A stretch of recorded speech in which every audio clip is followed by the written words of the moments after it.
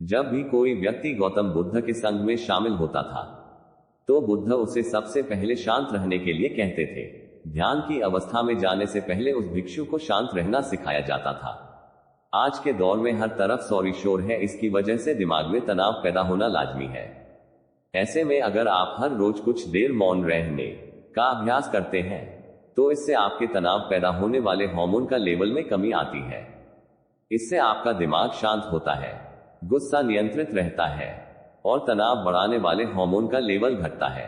आज के इस वीडियो में हम जानेंगे कि किन मौकों पर हमें शांत रहना है और किन मौकों पर हमें बोलना है और शांत रहने से हमारे अंदर क्या बदलाव आ सकता है। दोस्तों, संध्या काल का समय था। गुरु अपने सभी शिष्यों को बुलाते हैं और कहते हैं, कल सुबह सब लोग नदी में स्नान करने के बाद तुरंत हमारी कुटिया के सामने उपस्थित हो जाना। सभी इसी से हैरान रह जाते हैं कि हम लोगों ने कुछ गलती की है क्या, लेकिन गुस्से से यह कहते हैं कि हो सकता है कि गुरु जी कल सुबह कुछ अच्छी बात बताने वाले हैं। सब लोग रात को सही समय पर सो जाते हैं और सुबह उठकर सभी लोग नदी में स्नान करने के बाद वापस गुरु जी के सामने उपस्थित हो जाते हैं। गुरु कहते हैं, आज हम तुम सबको चुप रहने के फायदे के बारे में बताऊंगा। गुरु कहते हैं, इन मौके जहां पर चुप रहने से होता है लाभ और बोलने से नुकसान। गुरु कहते हैं, अगर आप इन मौकों पर शांत हो गए यानी मौन हो गए तो आप जो चाहेंगे वही मिल जाएगा। आपकी जिंदगी में चमत्कारिक बदलाव शुरू हो जाएंगे। जरूरत से ज्यादा बोलना या चुप रहना दोनों ही अच्छी बात नहीं है। जैसे जरूरत से ज्यादा बारिश हो जाना या फिर धूप दोनों ही दिक्कत देती है, उसी तरह अनावश्यक बोलने से भी काफी नुकसान होता है। गुरु कहते हैं कि पहला ऐसा मौका जहां पर व्यक्ति को चुप रहना चाहिए, बिना तथ्य के ना बोले। गुरु ने कहा, अगर आपके पास कोई तथ्य नहीं है तो वहां चुप रहने में ही भलाई है। चुप बैठने से दिमाग में नई कोशिकाओं का निर्माण होता है और इससे ज्ञान की वृद्धि होती है। बोलने में भलाई वही है जहां आपको किसी चीज के बारे में पूरा ज्ञान हो। अगर आप बिना तथ्य के कहीं बोलते हैं या फिर बेवजह बोलते हैं तो आपका वहां मजाक भी बन सकता है। अगर आपके पास पर्याप्त जानकारी नहीं है, ऐसी जगह पर बोलने से आपका मजाक तो बनी रहेगी, साथ ही साथ लोगों का भरोसा भी आपसे उठने लगेगा। इसलिए ऐसी जगह पर शांत रहो जहां तुम्हें पता ना हो कि क्या बोलना है क्या नहीं। कई बार कुछ लोग ऐसे होते हैं जो हर जगह अपनी उपस्थिति बताने लगते हैं। उन्हें पता नहीं होता है कि हमें क्या बोलना है, लेकिन फिर भी बोलते जाते हैं और फिर बाद में दूसरे लोग उनके जाने के बाद उनका मजाक उड़ाते हैं। जब तक आपको उस तथ्य के बारे में अच्छा ज्ञान नहीं है, उसके बारे में पता नहीं है, तो वहां चुप रहना ही ज्यादा समझदारी है। गुरु ने कहा, दूसरा ऐसा मौका जहां पर व्यक्ति को चुप रहना चाहिए, शब्दों से ना पहुंचे थे इस। अगर आपके शब्द किसी को मानसिक ठेस पहुंचा रहे हैं तो वहां चुप हो जाना चाहिए। कमजोर व्यक्ति के बारे में कुछ भी बोलकर आप महान नहीं बन सकते हैं। महान आप किसी कमजोर का साथ देने में बनेंगे। कई बार होता है कुछ लोग अपने से छोटे व्यक्ति को भला बुरा कहते रहते हैं। सामने वाला इंसान तो कद से आपसे छोटा है, वह आपको कुछ नहीं बोलेगा, लेकिन आप उसकी नजरों में गिरते चले जाएंगे। हो सकता है कि कल भी आपसे पद में बड़ा हो जाएगा, बाद में आपसे जब वह बड़ा हो जाएगा तो आज जो रवैया आपका उसके साथ है, आने वाले समय में वह भी आपके साथ वही करेगा। आप किसी को नीचा दिखाकर बड़ा नहीं बन सकते हैं। बड़ा बनना है तो अपने से छोटे लोगों का इज्जत भी करना सीखें और साथ ही साथ बड़े लोगों का भी सम्मान करना चाहिए। लोगों को लगता है कि अगर वह अकड़कर बोलेंगे और सामने वाले को नीचे गिराने की कोशिश करेंगे तो वह बड़े बन जाएंगे, तो यह उन सबकी भूल है। बड़े होने की बजाय आप उनकी नजरों में गिरते चले जाएंगे।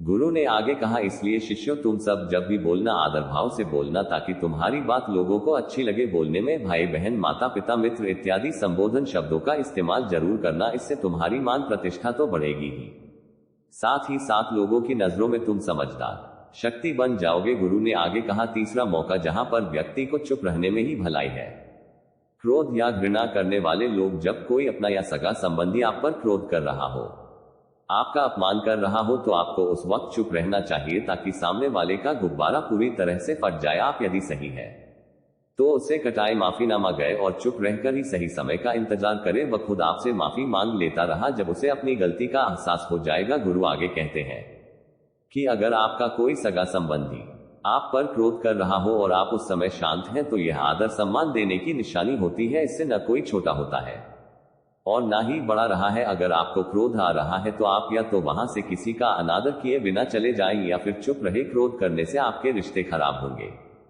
क्रोध करने से हमेशा क्रोध करने वाले व्यक्ति का ही बुरा होता है। गुरु आगे कहते हैं कि एक बार की बात है, एक सांप जंगल से भागते हुए किसी राजा के घर में पहुंच गया। लोगों ने छेड़खानी की तो वह बहुत ही गुस्सा हो गया, जिससे घर में जो तलवार पड़ी हुई थी उसी को लपेटकर कसने लगा और धीरे धीरे उसका पूरा शरीर कट गया। ठीक उसी प्रकार हमारा गुस्सा भी हमारे शरीर को तलवार की भांति काटता रहता है। गुस्सा ध्यान से खत्म होता है। प्रतिदिन अगर आप ध्यान की मुद्रा में बैठे हैं तो आपका गुस्सा आपके नियंत्रण में रहेगा। गुरु आगे कहते हैं कि यह तो ये तरीका है कि आप प्रतिदिन ध्यान का अभ्यास करें।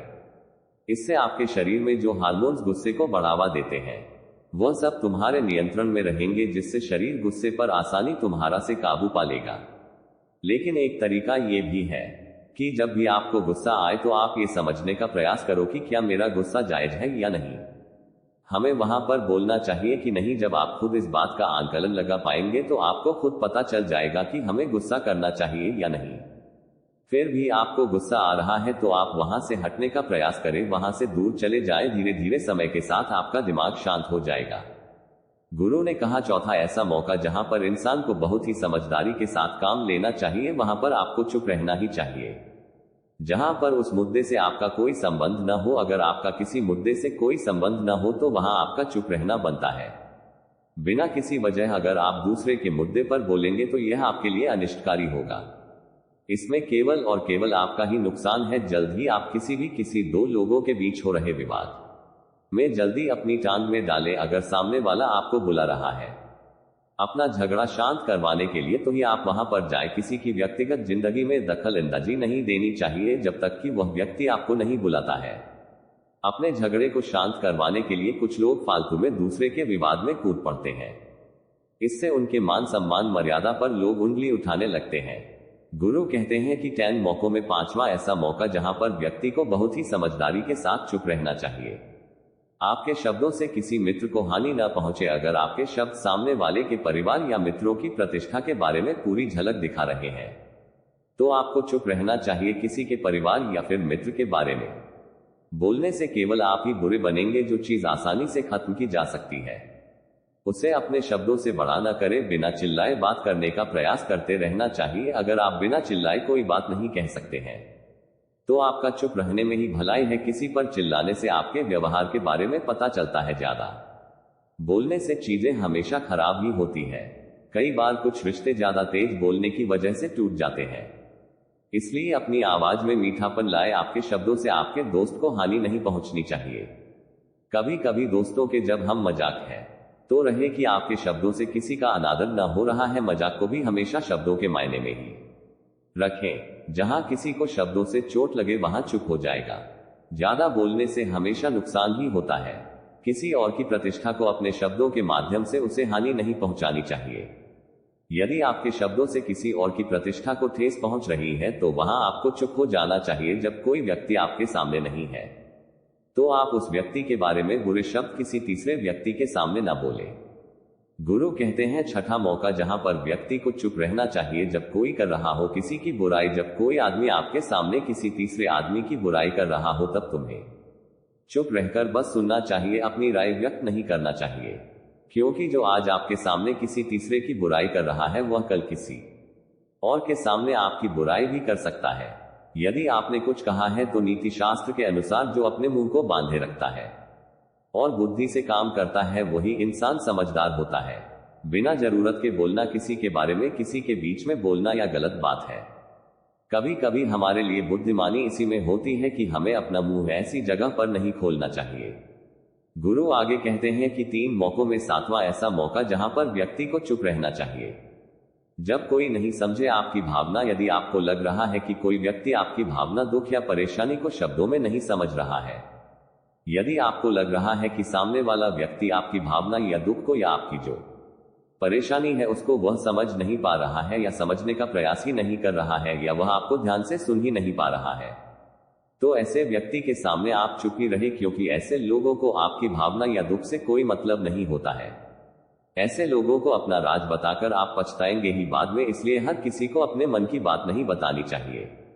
अगर आपको लग रहा है कि सामने वाला आपकी बात को नहीं समझ पा रहा है, आपकी भावनाओं को नहीं समझ पा रहा है, तो वहां पर आपको नहीं बोलना चाहिए, क्योंकि आज में आपका मजाक ही बन जाएगा जब आपको लगने लगे कि सामने वाला आपकी भावनाओं को ठीक तरीके से समझ रहा है, आप जो कह रहे हैं वह ठीक से सुन रहा है, तभी आप उसे अपनी बात कहें। गुरु कहते हैं कि 8वां मौका जहां पर आपको चुप रहना चाहिए जब कोई इंसान अपना दुख व्यक्त करे।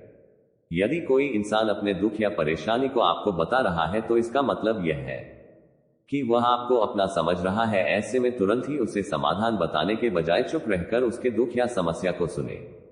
उसके दुख या समस्या को किसी और को न बताए। वह इसलिए नहीं बता रहा है कि उसकी समस्याओं का समाधान कर देंगे, बल्कि इसलिए भी बता रहा है कि सामने वाला उसकी बात को समझ रहा है। कई बार बताने से दुख कम हो जाते हैं। आपको अपना दुख इसलिए बता रहा होगा कि उसे लग रहा है कि आप उसकी बात को समझ रहे हैं। दुख बांटने से कम हो जाता है। इसलिए जब कोई व्यक्ति अपना दुख आपसे व्यक्त करे तो आप चुप मारकर उसकी बात को बहुत ही ध्यान से सुने, ताकि उसके दुख कम हो जाए, उसके मन का बोझ हल्का हो जाए, क्योंकि उसके मन में जो भी बातें थी वह आपको सब बता दिया। गुरु आगे कहते हैं कि जगहों में 9 ही ऐसी जगह जहां पर आपको चुप रहना चाहिए। जहां पर दुष्ट प्रकृति के लोग रह रहे हो और गाली गलौज कर रहे हो तो आप वहां पर मत जाइए। ऐसी जगहों से आप चुपचाप निकल जाए, अर्थात अपनी प्रतिक्रिया दिए बिना आप वहां से चले जाएं, क्योंकि जिसकी जुबान खराब होती है, जो दुष्ट प्रकृति के लोग होते हैं, उनको आप ऐसे समय में नहीं समझा सकते हैं। जब उनका दिमाग पूरी तरह से शांत हो जाए तभी वह आपकी बात सुनेंगे। इसलिए जहां पर दुष्ट प्रकृति के लोगों आपकी बात को न मानते हैं और न ही सुनते हो तो आपको वहां पर नहीं बोलना चाहिए। गुरु कहते हैं कि 3 माह ऐसा मौका जहां पर आपको शांत हो जाना चाहिए। अपनी सफलता का राज हर किसी को न बताएं। कई बार होता है कि कुछ लोग जो सफलता को बहुत ही जल्दी अर्जित कर लेते हैं, वे हर जगह अपनी सफलता का ढिंढोरा पीटने लगते हैं। ऐसे में क्या होता है कि कई लोग आपकी सफलता से खुश नहीं होते हैं। अगर आप अपनी सफलता का जबरदस्ती लोगों में ढिंढोरा पिटवा रहे हैं तो लोगों की नकारात्मक ऊर्जा आपको प्रभावित कर सकती है। जब आप सफल होंगे तो सबको पता चल जाएगा कि आप सफल हो गए हैं। ढिंढोरा पीटने से नुकसान आपका ही होगा। इतना कहकर गुरु ने कहा, शिष्यों, आज के लिए बस इतना ही। अगर तुम सब मेरी इन बातों को अपने जीवन में अपना लेते हो तो तुम सब काफी हद तक परेशानियों से बचे रहोगे।